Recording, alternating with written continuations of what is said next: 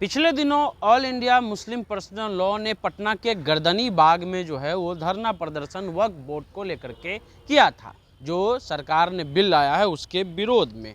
उससे पहले एक लेटर जारी होती है इमारत शरिया का, और इमारत शरिया के लेटर में ये बात अंकित रहता है कि जो इमारत शरिया के बातों को मानता है या जो उनके बताए रास्ते पे चलता है, वो नीतीश कुमार और जो भी सेकुलर पार्टियां हैं जो वक्फ बोर्ड के खिलाफ जो है वो हैं, अभी तक उनका मत है, उनके आप इफ्तार में मत जाइए। ये मामला पूरा जो है हाई प्रोफाइल होता है, पूरे बिहार में इस पर प्रतिक्रिया आती है। और अभी ये खबर आ रही है कि इमारत शरिया जो राजधानी पटना के फुलवारी शरीफ में है, वहाँ पर कुछ मुद्दे को लेकर के कुछ बहस हुई है और वहाँ पर अलग अलग पक्ष के लोग गए हैं।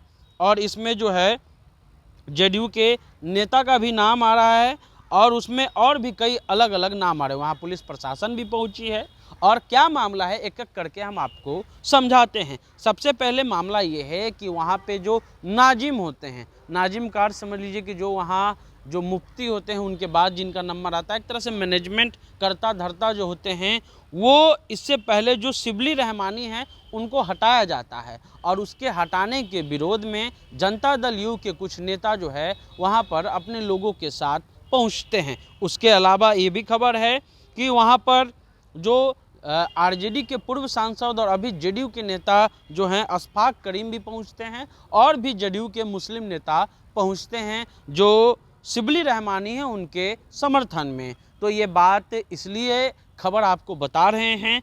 और दूसरा पक्ष भी ये जान लीजिए कि जो रहमान कासमी है अभी उनको यहाँ पर बनाया गया है, औपचारिक घोषणा मात्र की रह गई है। उनके पक्ष में स्थानीय विधायक गोपाल रविदास यानी कि जो नाजिम है उसके बनाने और उसके खिलाफ का ये मामला है। ये इमारत शरिया का इंटरनल मामला है, उसमें ना कोई दखल दे सकता है और ना ही कोई सलाह दे सकता है बाहरी लोग। उसमें इमारत शरिया में जो लोग हैं वही इस पर निर्णय ले सकते हैं। तो ऐसे में जो जनता दल यू के नेता गए हैं, एक्स एमपी जो हैं अशफाक करीम, उनका हम फेसबुक खंगाल रहे थे। खालिद अनवर के बारे में आपको पता है, जो जेडीयू से एमएलसी हैं, उन्होंने इमारत शरिया के लेटर को फर्जी लेटर बताया था, लेकिन अब उनके पार्टी के कुछ नुमाइंदे वहां पहुंच रहे हैं।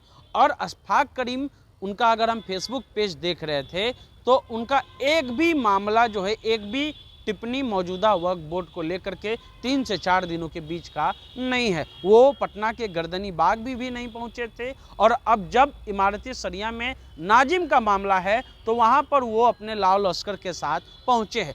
अच्छी बात है, लोकतंत्र में पहुंचनी भी चाहिए, लेकिन ये बड़ा सवाल है कि आखिर इतना बड़ा धरना प्रदर्शन वक्फ बोर्ड के संशोधन एक्ट के खिलाफ हुआ तो वहाँ पर जेडीयू के जो नेता है वो क्यों नहीं पहुँचे और यहाँ पर जो है इस मसले को लेकर के पहुँच गए। तो आपका ये दोहरा रवैया नहीं चलेगा। अगर आप यहाँ पर पक्ष रखना चाहते हैं तो रखिए, वो लोकतंत्र में वो स्वागत योग्य है, लेकिन आपको वक्फ बोर्ड मामले में भी जेडीयू के उन नेताओं को पटना के गर्दनी बाग जाना चाहिए था जो वक्फ बोर्ड को लेकर के जो वहां पर धरना प्रदर्शन हो रहा था। ऐसे में अभी तक ये मामला जो है इमारत शरिया की तरफ से कोई आधिकारिक बयान नहीं आया है कि आखिर पूरा मामला क्या है। ये प्रथम दृष्टि में जो सामने आया है वो पक्ष हम आपको बता रहे हैं। जब इमारत शरिया अपने तरफ से कोई बयान जारी करेगी या कुछ उनका जो है वो प्रेस में बयान आएगा वो भी हम आपको बताएंगे। लेकिन सवाल ये है कि वक्फ पर चुप और इमारत शरिया में जो नाजिम हैं